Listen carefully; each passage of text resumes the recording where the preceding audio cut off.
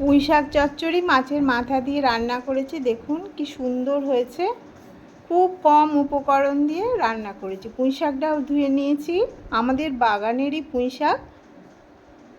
2-4টে ডাল কেটে নিয়েছি, নিয়ে ভালো করে ধুয়ে কেটে ধুয়ে জল ঝরিয়ে ঝুড়িতে রেখে দিয়েছি। জলটা ঝরে গেলে সুবিধে হয় রান্না করতে। আর ওপাশে গ্যাসেতে প্রেশার কুকারের মধ্যে পুঁই শাকটা একটুখানি নুন আর জল দিয়ে সেদ্ধ করে নিয়েছি। এবার কড়াইতে তেল গরম করতে বসিয়ে দিলাম কড়াইটা। এবার তেল দিলাম কিছুটা, মুড়ো তো ভাজতে একটু তেল লাগে, তার মধ্যে একটু নুন দিয়ে দিলাম। এবার মুড়োগুলো ভেজে নেব, হাই ফ্লেমেই ভাজবো মুড়োগুলো।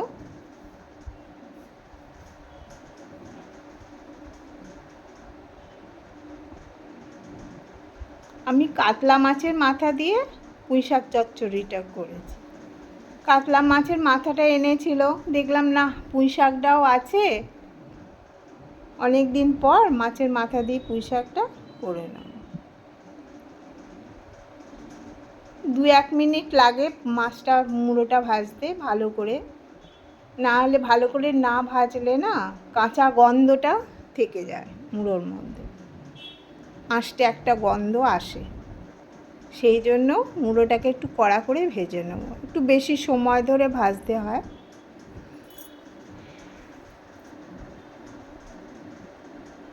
মুড়োগুলো উল্টে দিলাম এপিট ওপিট করে।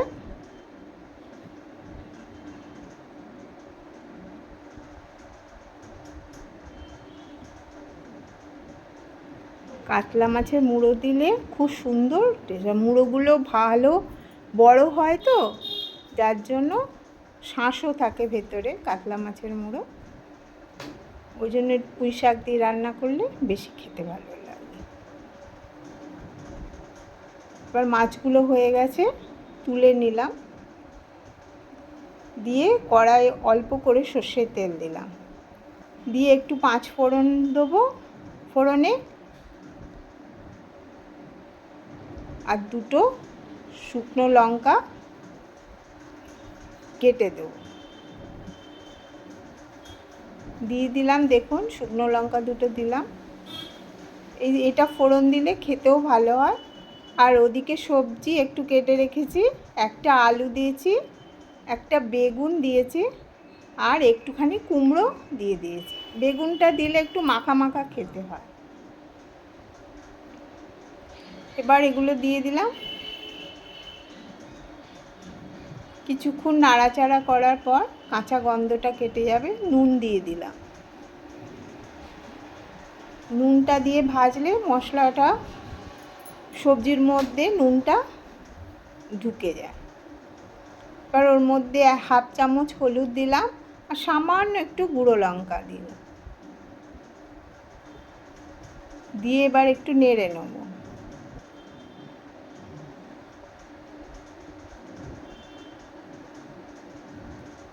এবার পুঁই শাকটা আমি সেদ্ধ করে রেখেছি, ওটা প্রেশার কুকার থেকে ঢেলে দিলাম। 2-3টে স্টিম দিয়েছি, একটু ডাঁটাগুলো মোটা মোটা বলে একটু সময় নিয়ে প্রেশারে সেদ্ধ করেছি। এবার মাছের মাথাগুলো দিয়ে দিলাম, ভেঙে নিয়েছি ভাজার পর। ভেঙে নিলে রান্না করতে সুবিধে হয়, আর গোটা গোটা দিলে নাড়তে খুব অসুবিধে হয়। এবার কিছুক্ষণ এদিক ওদিক করে নেড়ে নেবো। মুড়োর সঙ্গে শাক আলু সব মিশিয়ে নিলাম, নিয়ে ওপর থেকে একটু চিনি ছড়িয়ে দিয়ে 1 চামচের মতো চিনি দিয়েছি, দিয়ে চাপা দিয়ে দেবো। এরপর 5-7 মিনিট বাদে খুললাম, খুলে দেখে নিলাম চচ্চড়িটা ঠিক হলো কি না। জল টল শুকিয়ে গেছে, ভালো করে নাড়াচাড়া করে নিলাম, নিয়ে এবার প্লেটিং করে নিলাম, বাটির মধ্যে ঢেলে নিলাম। দেখুন কত সুন্দর হয়, একদম সিম্পল রান্না, বেশি মশলারও দরকার পড়ে না। অনেকে পেঁয়াজ দেয়, আমি পেঁয়াজ দিই না।